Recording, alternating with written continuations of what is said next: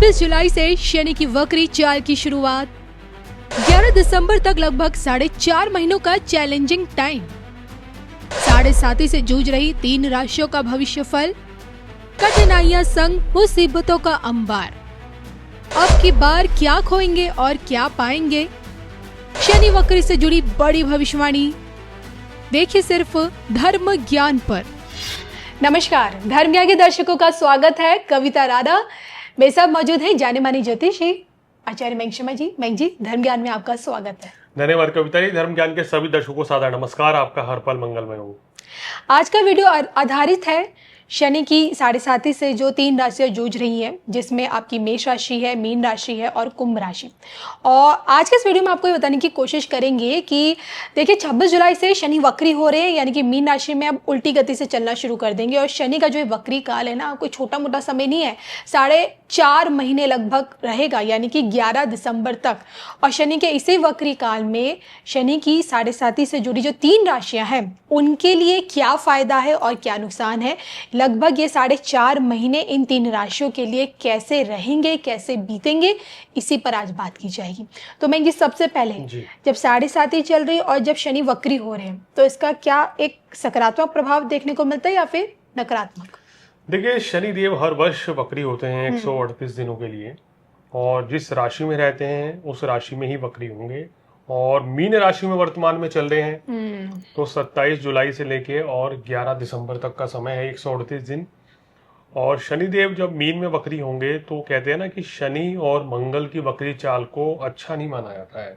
इनकी चाल में सामान्य चाल चलें तो चीज़ें बैलेंस भी रहती हैं, कुछ अड़चने भी आती हैं। लेकिन अगर कोई ग्रह वक्री गति से चलता है, खासकर अगर शनि या मंगल की बात करें, तो इनके बारे में कहा गया कि अधिकतर मामलों में परेशानी, रुकावटें, अड़चने देकर जाते हैं, या कोई ना कोई सेहत संबंधी समस्या या काम कारोबार में उतार चढ़ाव रहता है। शनि किस भाव में बैठे हैं? अब साढ़े साथी में जो 3 राशियों की चर्चा करी है उनकी बात करें तो कुंभ राशि के अंतिम साढ़े साथी, मीन राशि के पीक पर है, शनिदेव मीन राशि में विराजमान है, और मेष राशि वालों की शुरुआत है जी। तो इन 3 राशियों के ऊपर शनिदेव का प्रभाव कुंभ पे दूसरे भाव में रहेगा, मीन पे लग्न में रहेगा, और मेष राशि में 12वें भाव में रहेगा। शनि की तीसरी, 7वीं और 10वीं दृष्टि, 3 दृष्टियां बहुत अहम है, जिसमें तीसरी को बड़ा खास माना गया है कि शनिदेव की जहां दृष्टि पड़ जाती है उन सुखों में कमी कर देते हैं, खासकर वक्री अगर चाल चलते हुए रहेंगे।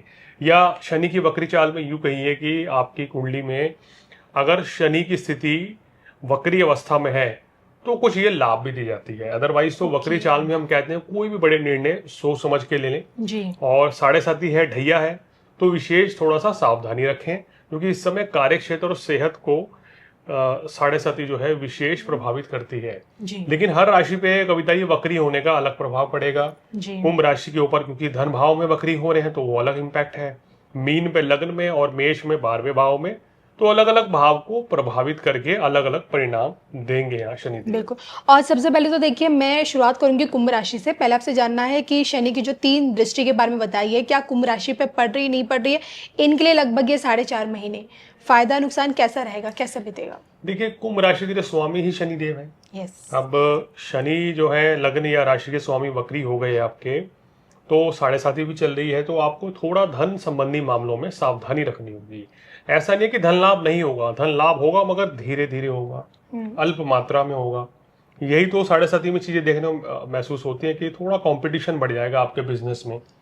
यहाँ वाणी पर थोड़ा संयम रखना होगा। कहीं भी आपको पैसा लगाना है सोच समझ के लगाएं, कुंडली में दशाएं अंतरदशाएं देखकर ही कुछ ना कुछ निवेश करें। हालांकि ये सभी कुंभ राशि वालों को एक जैसे परिणाम नहीं मिलते हैं कविता, क्योंकि दुनिया में करोड़ों लोग एक राशि के होते हैं, लेकिन आपकी कुंडली में शनिदेव की प्लेसमेंट कैसी है वो भी मैटर करेगी। लेकिन अगर कुंडली में शनिदेव अच्छे हैं, अच्छी पोजीशन में है, उच्च के हैं, केंद्र त्रिकोण के मालिक होके शुभ स्थान में बैठे हैं, तो शनि का वक्री होना कोई बहुत ज्यादा परेशानी नहीं देगा। लेकिन फिर भी धन के मामले में सावधानी रखें, किसी को पैसा उधार देने से बचें, थोड़ा सेहत का ध्यान रखें।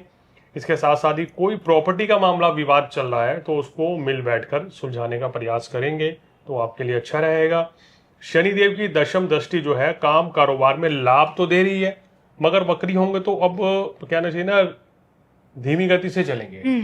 तो इसका मतलब यह है कि शनिदेव यहाँ आपके लाभ में भी थोड़ी थोड़ी बीच में कमी करेंगे, लेकिन लाभ थोड़ा थोड़ा मिलता भी रहेगा। तो शनि की 3 दृष्टियों में से किसी एक दृष्टि में ये लोग हैं?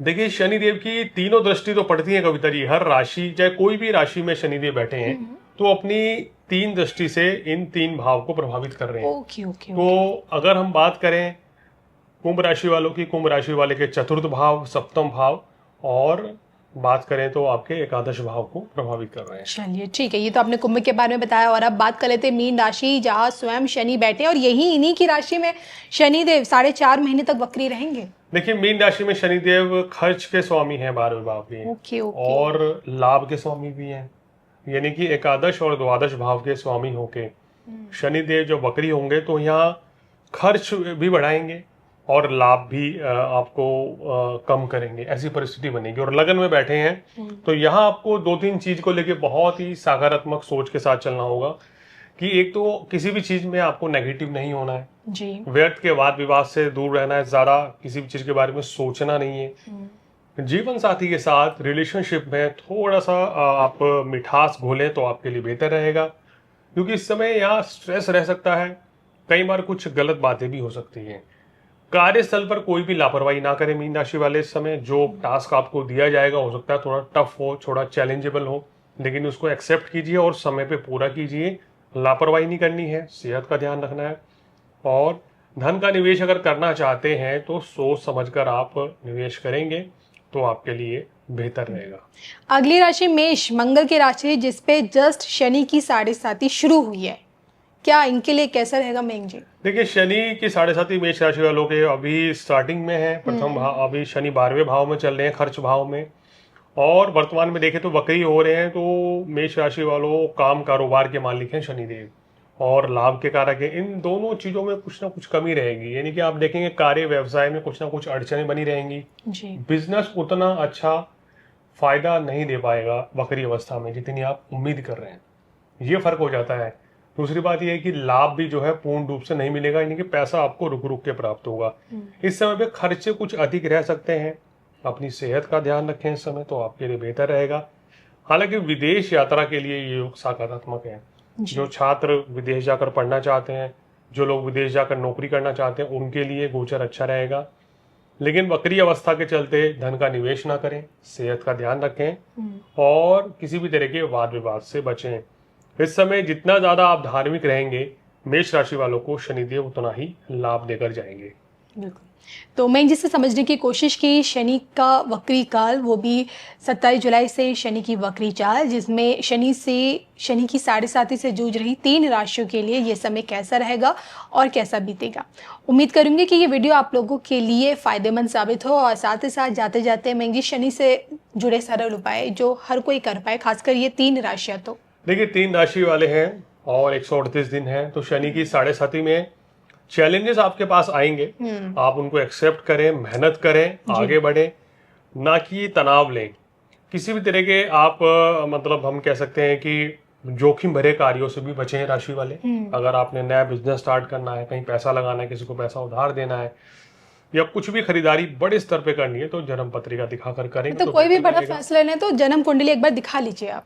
दूसरी बात क्या है कि क्या उपाय करें। देखिए, शनिवार के दिन शनिदेव को सरसों का तेल, बादाम, काले तिल, काले चने, साबुत उड़द चढ़ाएं और 5 बादाम चढ़ाने से तो विशेष कृपा मिलती है।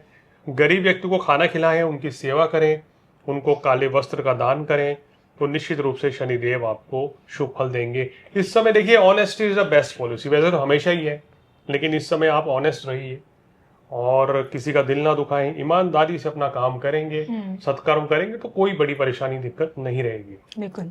और शनि से जुड़े मेघ जी द्वारा बताए गए ये उपाय आपकी लाइफ में कितने कारगर साबित हो रहे हैं, आपको इन उपायों को करने से कितना फायदा हो रहा है, कमेंट बॉक्स में जाके बताइएगा जरूर। और इसी के साथ मुझे मेघ जी को दोनों को अनुमति दीजिए। नमस्कार।